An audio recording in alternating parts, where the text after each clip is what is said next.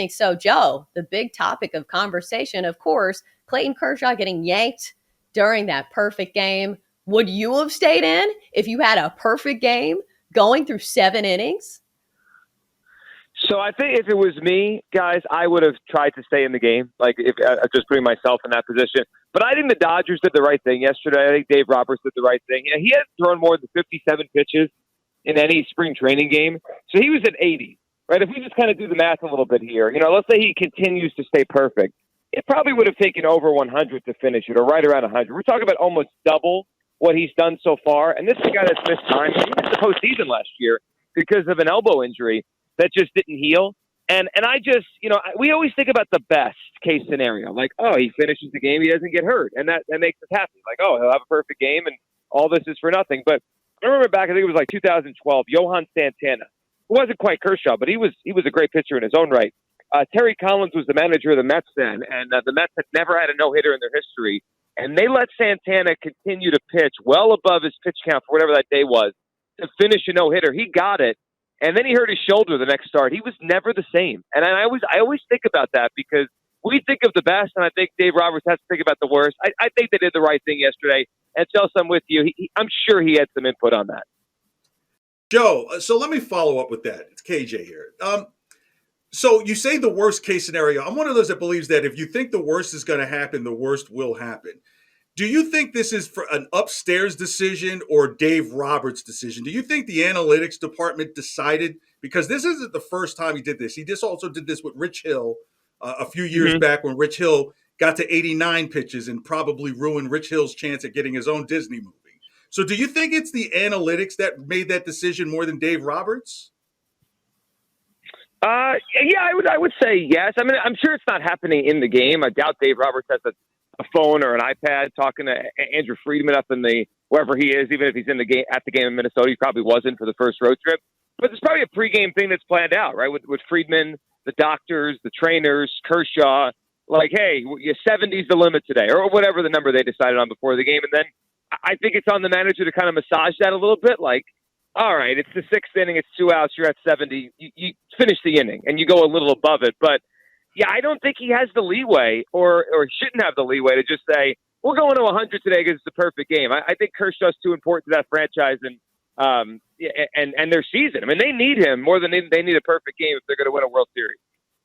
We're with Joe Giglio, co-host of BetQL Daily, who is on right after our show with Joe Ostrowski and Aaron Hawksworth. Joe, let's pivot to the NBA. And the play-in games, I think for a lot of people, aren't moving the needle. But I will say for the Hawks, it is a team who went deep in the postseason last year. They're getting healthier. Red Velvet was big. Kevin Huerter coming off a season where he's been hurt a lot. And Trae Young, despite starting this game ice cold, this was a convincing win over the Hornets. Should we read in too much when it comes to the Atlanta Hawks and the chances that they have it maybe making a run in the playoffs? Well, I think last year and what they were able to do kind of gives you a little bit of pause before you just kind of knock them out of your bracket as you look at them and where they'll be, assuming that they get through and let's say they're the 8th seed here and then they take on the Miami Heat. I think it'd be easy to just say, yeah, I mean, come on, they're the 8th seed, whatever. But that memory of last year's got to stick. And you mentioned Red Velvet there. I mean, Kevin Huerter is just money in the postseason. We know Trae Young is a great player, and they have some tough guys on that team that add some physicality down low. That will not be an easy series for Miami if it ends up being the Hawks and the Miami Heat. But ultimately, I think that this will be a one and done kind of scenario for Atlanta this year. Won't be another magical run. But last year certainly gives me pause before I just totally knock them out. So, Joe, let me ask you this in terms of the Cavs, because the Cavs team is a team that started off hot and people didn't believe. They continue to be hot and people didn't believe. Do you see a path for them, which people feel would be an upset over Atlanta at home in Cleveland? Yeah, they could win the game. I mean, Darius Garland is an amazing young player. Actually reminds me of Kyrie Irving, the way he hits the basket whenever he wants. They have home court advantage, as you said there. They have a little bit of extra rest because their game was first during this week. So they could absolutely win the game. I'd feel way better about Cleveland, and who knows, maybe Cleveland wouldn't be in this spot if they didn't have the injuries they had late in the season. I mean, this is not the same Cavaliers team that was the best cover team in the NBA probably first 2 months that totally exceeded expectations that if you took their win total over, you were celebrating probably by February. This is not that same team anymore. The injuries down low have kind of ruined what they had, but they're certainly on the upswing. It wouldn't surprise me, wouldn't shock me if they won the game. If I had to pick, I would pick Atlanta with their experience and Trae Young to win this game. But Cleveland is certainly live to get this game and get the 8th seed. All right, Joe, you're a Philly guy, so we've got to ask you about the Sixers and the Raptors. You have expressed your concern for the Sixers when they go to Toronto just because Matisse Thybulle will not be able to play because he's unvaccinated. But the first game of the series, I believe, is in Philadelphia. So looking at these home games for the Sixers laying 4.5, I believe, in the first game set for Saturday.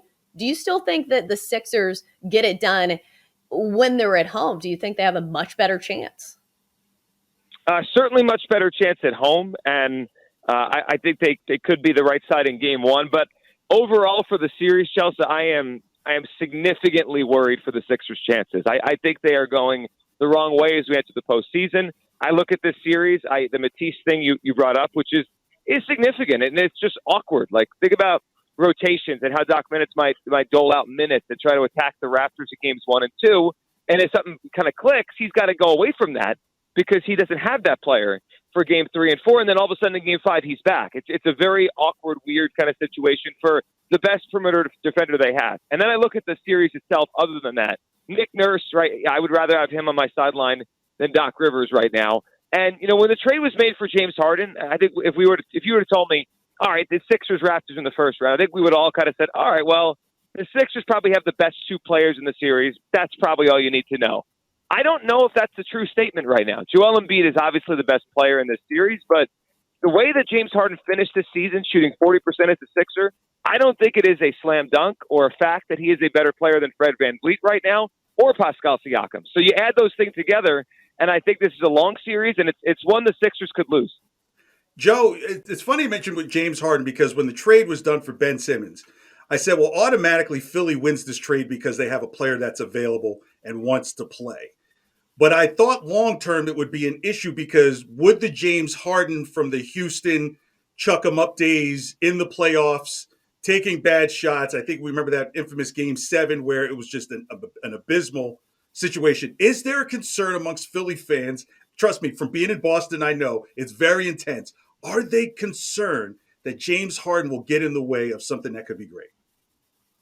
Yes. And I think even a long-term concern, because he is a pending free agent to be, as a player option on his contract that he can certainly decline and ask for a long-term deal. And we all know Daryl Morey. It's like, James Harden's like a son to him. That hug they shared when he got off the private jet when he got to Philadelphia looked like family, a family kind of hug there. So the concern in Philadelphia is not just that Harden will screw up a playoff run this year, but that Daryl Morey's about to give him a 5-year, $260 million max contract into his mid-30s. And if you've watched him try to get past anyone, dribble past anyone the last, 3 weeks, you'd say this is no way you'd pay this guy $50 million a year. So yeah, there's short-term concern, there's long-term concern, and look, those issues back in his Houston days, there's probably a lot of stuff going on there. He was kind of the only guy trying to carry it for a lot of those years, and who knows if he was out of gas in the playoffs. This is different. I just think he's in decline now. You'll see when the series starts, he doesn't dribble past people anymore. He can't dribble past other point guards. And for a guy who relies, so much of his offense on getting to the basket and the free throw line, it's a problem. He's getting stopped and then, taking mid-range or three-point shots that are off. Right now, his game is just not where it needs to be.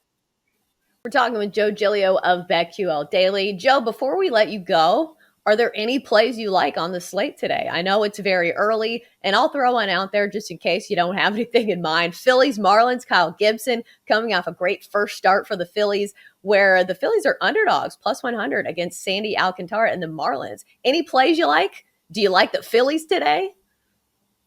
You know what? I would probably go the other side, Chelsea. The Phillies came off a disappointing loss yesterday. Now they hit the road, first road game of the year, and the Marlins come home for their home opener.